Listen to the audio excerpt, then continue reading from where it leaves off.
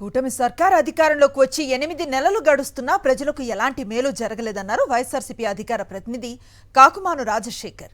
ప్రజలను మోసం చేయటం చంద్రబాబుకు కొత్తేమీ కాదని, ఇచ్చిన హామీలను తొంగలో తొక్కటం బాబుకు అలవాటే అన్నారు. చంద్రబాబు, పవన్, లోకేష్ మూడు ముక్కలాట ఆడుతున్నారని ఫైర్ అయ్యారు. కూటమి పాలనను ప్రజలు తీవ్రంగా వ్యతిరేకిస్తున్నారన్నారు కాకుమాను రాజశేఖర్.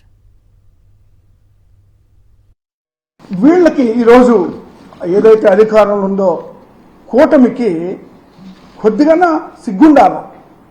ప్రజలు ఏమనుకుంటున్నారు అనేటువంటి ఆలోచన, లేదా ప్రజలు వీళ్ళు చేస్తున్నటువంటి పరిపాలన ప్రజలు ఏ విధంగా వ్యతిరేకిస్తున్నారో, ప్రజలు ఏ విధంగా నిరసనలు తెలియజేస్తున్నారో అనేటువంటి విషయాన్ని కూడా పట్టించుకోకుండా వీళ్ళ పరిపాలన చేసుకుంటూ వెళ్తూ ఉన్నారు. అంటే ప్రజల ఆకాంక్షకు అనుగుణంగా పరిపాలన జరగడం లేదు అనేటువంటి మాట వాస్తవం.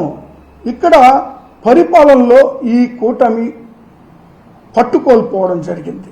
అంటే వీళ్ళు ప్రస్తుతానికి ఇక్కడ మూడు ముక్కలాట ఆడుతూ ఉన్నారు.